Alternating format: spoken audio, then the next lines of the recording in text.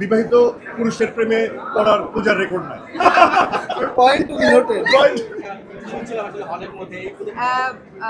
Cinema হলে যাওয়ার আগে আপনাদের কাছে একটা প্রশ্ন রেখে গিয়েছিলাম যে সিনেমা দেখার পরে আপনাদের কেমন লেগেছে সেটা জিজ্ঞেস করবো। এখন আপনাদের ছোট্ট করে একটু জিজ্ঞেস করতে চাই, আপনাদের কেমন লেগেছে?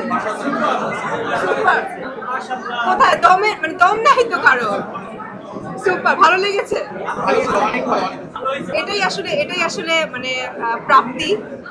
আমরা যারা শিল্পীরা আছি, এই যে ভালো লেগেছে, সুপার, দুর্দান্ত, অসাধারণ, নতুন একটা কিছু দেখেছি, এই ওয়ার্ডগুলো না আমাদের আরো বেশি মানে ইন্সপায়ার করে, অনেক বেশি আমরা কি বলবো, আবেগপ্রবণ হয়ে যাচ্ছি আমি।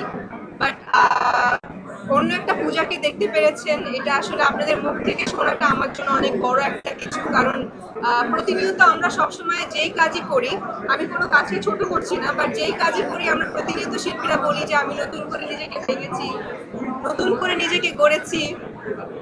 এটা আসলে তখন সিনেমা হলে গিয়ে আমরা সেই প্রুফটা পাই না, বাট দম দেখার পরে এই প্রুফটা আসলে সবাই পেয়ে গেছে।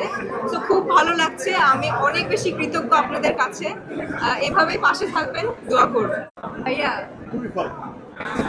আমি আপনার প্রেমে পড়ে গেছি। নাকি নূরে পারফরম্যান্স। নিশো ভাইয়ের প্রেমে পড়ে গেছি তার acting. Thank you so much. Thank you ভাইয়া, আপনি হচ্ছে একটা ইনস্টিটিউশন। জোরকে আনা হচ্ছে খুব তাড়াতাড়ি তাই। এবার আপনারা অন্যভাবে নিয়েন না যে পূজা ছেড়ে নিশো ভাইয়ের প্রেমে কেউ পড়ে অন্যভাবে গেছি। নিচ্ছে। অ্যাক্টিং এর ও মাই গড, সে একটা জলজান্ত ইনস্টিটিউশন। আর কিছু থ্যাংক ইউ সো মাচ এই প্রেস করার জন্য। এবং আপনারা বিচলিত হবেন না, বিবাহিত পুরুষের প্রেমে পড়ার পূজার রেকর্ড নাই।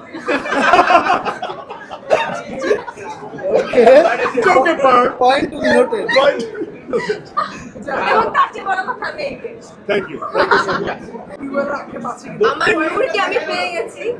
আশা করি টিউবওয়েল এবং দোতলা খবর হয়ে যাবে, কিন্তু দেশের বাইরে না, দেশে থেকে।